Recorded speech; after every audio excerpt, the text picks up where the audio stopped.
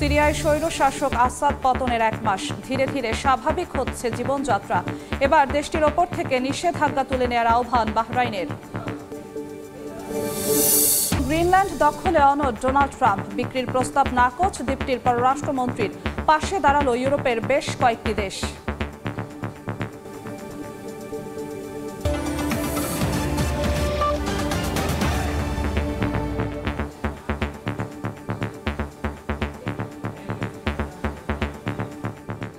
আন্তর্জাতিক সময়ের সঙ্গে আছি আমি জিন্নাতারা জশোয়া। সিরিয়ার স্বৈরশাসক বাশার আল আসাদের পতনের পর 1 মাস পেরিয়েছে। ধীরে ধীরে স্বাভাবিক হচ্ছে জীবনযাত্রা। যুদ্ধবিধ্বস্ত সিরিয়ার ওপর থেকে সব ধরনের নিষেধাজ্ঞা তুলে নেওয়ার আহ্বান জানিয়েছেন বাহরাইনের প্রধানমন্ত্রী। আর সিরিয়ায় ইসরায়েলের অবস্থানের বিষয়ে আন্তর্জাতিক মহলের হস্তক্ষেপ চাইলেন জাতিসংঘের বিশেষ দূত। মাসখানেক আগেও সিরিয়ার মাটিতে স্বাধীনভাবে নিঃশ্বাস নিতে পারতেন না বাসিন্দারা। নিজ ভূমেই ছিলেন পরাধীন। বিদ্রোহী গোষ্ঠী হায়াত তাহরির আল শামের আচমকা হামলায় দেশ ছেড়ে পালান স্বৈরশাসক আসাদ। এরপর পেরিয়ে গেছে 1 মাস। স্বাভাবিক জীবনে বইছে স্বস্তির হাওয়া।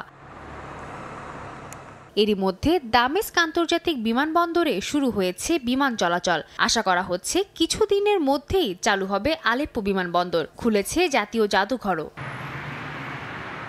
নিষেধাজ্ঞার বেড়াজাল ভেঙে 14 বছর পর মাউন্ট ক্যাসিয়নে ভিড় করছেন সাধারণ মানুষ। করছেন স্মৃতি রোমন্থন। স্বাধীনভাবে ব্যবসা করতে পেরে হাসি ফুটেছে ব্যবসায়ীদের মুখেও। আগে আমরা যখন দোকান সাজিয়ে বসতাম তখন সরকারি লোকেরা আমাদের সব মাল জব্দ করে নিয়ে যেত। আমরা আমাদের জীবিকা নির্বাহ করতে পারতাম না। এখন আমরা স্বাধীন। আমি গত 20 থেকে 25 দিন ধরে আমার জীবনের সবচেয়ে সুন্দর আর সুখের সময় কাটাচ্ছি। এদিকে যুদ্ধবিধ্বস্ত সিরিয়াকে ঢেলে সাজাতে তৎপর দেশটির নতুন প্রশাসন। স্থানীয় সময় মঙ্গলবার নিরাপত্তা ও অর্থনৈতিক সহযোগিতা নিয়ে আলোচনা করতে জর্ডান সফরে গেছেন দেশটির অন্তর্বর্তীকালীন সরকারের পররাষ্ট্রমন্ত্রী। স্বাধীন সিরিয়াকে সহায়তা করতে এগিয়ে এসেছে বিশ্ববাসীও। আহমেদ আল শারার সঙ্গে সাক্ষাতের পর দেশটির উপর থেকে যাবতীয় নিষেধাজ্ঞা তুলে নিতে বিশ্ববাসীর প্রতি আহ্বান জানান বাহরাইনের পররাষ্ট্রমন্ত্রী। এছাড়াও সিরিয়া সীমান্তে ইসরায়েলের অবস্থান নিয়ে আন্তর্জাতিক মহলের হস্তক্ষেপ চেয়েছেন সিরিয়ায় জাতিসংঘের বিশেষ দূত গেইর পেডারসন। সাদিয়া তাসনিম, সময় সংবাদ। হোয়াইট হাউসে ফেরার আগে গ্রিনল্যান্ড এবং পানামা খালে আধিপত্য বিস্তারে ইচ্ছার কথা জানান নবনির্বাচিত মার্কিন প্রেসিডেন্ট ডোনাল্ড ট্রাম্প। প্রয়োজনে অর্থনৈতিক কিংবা সামরিক শক্তি প্রয়োগ করার কথাও বলেছেন তিনি।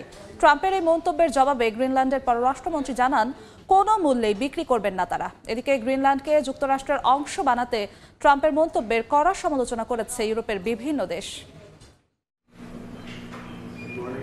গ্রিনল্যান্ড ও পানামা খালের নিয়ন্ত্রণে অনড় অবস্থানে নবনির্বাচিত মার্কিন প্রেসিডেন্ট ডোনাল্ড ট্রাম্প। নিজের ইচ্ছা পোষণ থেকে সরে আসার লক্ষণ তো নেই, বরং দিয়ে যাচ্ছেন একের পর এক হুমকি। যদিও ডেনমার্ক ও পানামা সাফ জানিয়েছে কোনো অবস্থাতেই ছাড়বে না নিজেদের ভূমির মালিকানা। বারবার প্রত্যাখ্যাত হয়ে এবার বল প্রয়োগের পথে হাঁটার হুমকি দিলেন ডোনাল্ড ট্রাম্প। বলছেন চড়া শুল্ক আরোপের পাশাপাশি সামরিক শক্তি প্রয়োগের কথা। ট্রাম্প মনে করেন যুক্তরাষ্ট্রের জাতীয় নিরাপত্তার স্বার্থে গ্রিনল্যান্ডের মালিকানা নেওয়া জরুরি, বিশেষ করে ব্যালিস্টিক ক্ষেপণাস্ত্রের সতর্কতা ব্যবস্থার জন্য। ডেনমার্কের অংশ হওয়ায় গ্রিনল্যান্ড ন্যাটো এবং ইউরোপীয় ইউনিয়নেরও সদস্য। তাই দ্বীপটির সার্বভৌমত্ব রক্ষায় তৎপর হয়ে উঠেছেন সংস্থা দুটির সদস্য রাষ্ট্রগুলো। বুধবার ফ্রান্সের ইন্টার রেডিওতে দেশটির পররাষ্ট্রমন্ত্রী জ্যান নোয়েল ব্যারো বলেন, ইউরোপীয় ইউনিয়ন নিজেদের সার্বভৌম সীমান্তে বিশ্বের অন্য কোনো দেশকে আক্রমণ করতে দেবে না। ডেনমার্কের প্রশাসন জানায় গ্রিনল্যান্ড কখনো স্বাধীন দেশ হিসেবে আত্মপ্রকাশ করতে চাইলে তা সম্ভব, তবে কোনোভাবেই যুক্তরাষ্ট্রের অঙ্গরাজ্য হিসেবে নয়। ট্রাম্পে প্রথম মার্কিন প্রেসিডেন্ট নন যিনি গ্রিনল্যান্ড কিনতে চান। এর আগে 1867 সালে প্রেসিডেন্ট অ্যান্ড্রু জনসন আলাস্কা কিনেছিলেন। ইচ্ছা পোষণ করেছিলেন গ্রিনল্যান্ড কেনারও। আর দ্বিতীয় বিশ্বযুদ্ধ শেষে ট্রুম্যান প্রশাসন ডেনমার্কে $100 মিলিয়ন প্রস্তাব করেছিল এই দ্বীপের জন্য। সাদিয়া তাসনিম, সময় সংবাদ। আন্তর্জাতিক সময়।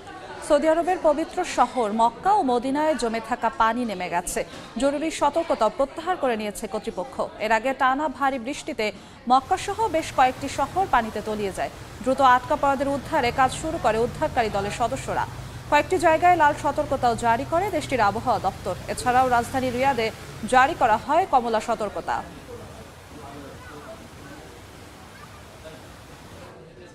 তুষার ঝড়ের কবলে পড়েছে বেলজিয়ামের রাজধানী ব্রাসেলস। স্থানীয় সময়ের বৃহস্পতিবার ফ্রান্সের উত্তরাঞ্চল ও জার্মানি থেকে শীতকালীন একটি ঝড় সরে ব্রাসেলসের দিকে যাওয়ায় শুরু হয় তুষারপাত। তাপমাত্রা নেমে আসে 3 ডিগ্রির ঘরে। এরই মধ্যে বৃষ্টিপাতের পূর্বাভাস দিয়েছে আবহাওয়া বিভাগ।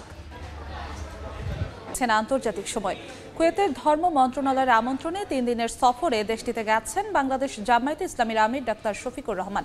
বুধবার ভোরে দেশটিতে পৌঁছান তিনি। সফরের প্রথম দিন কুয়েতের ওজারাতুল আওয়াকাফের সচিব, বিভিন্ন ধর্মীয় এবং মানব কল্যাণ সংস্থার উচ্চ পর্যায়ের নেতাদের সঙ্গে সাক্ষাৎ করেন তিনি। একই দিন একটি দাতব্য সংস্থার এক মতবিনিময় সভায় অংশ নিয়ে বিগত আওয়ামী লীগ সরকারের নিপীড়ন এবং বাংলাদেশের বর্তমান অবস্থা সম্পর্কে সংক্ষিপ্ত বক্তব্য দেন জামায়াতের আমির। বলেন, শেখ হাসিনা ইসলামী ব্যাংকিং প্রক্রিয়াকে পুরোপুরি ধ্বংস করে দিয়েছেন। আন্তর্জাতিক সময় শীর্ষ সংবাদ জানিয়ে দিচ্ছি আরেকবার। এবং সিরিয়ার স্বৈরশাসক আসাদ পতনের 1 মাস। ধীরে ধীরে স্বাভাবিক হচ্ছে জীবনযাত্রা। এবার দেশটির ওপর থেকে নিষেধাজ্ঞা তুলে নেওয়ার আহ্বান বাহরাইনের।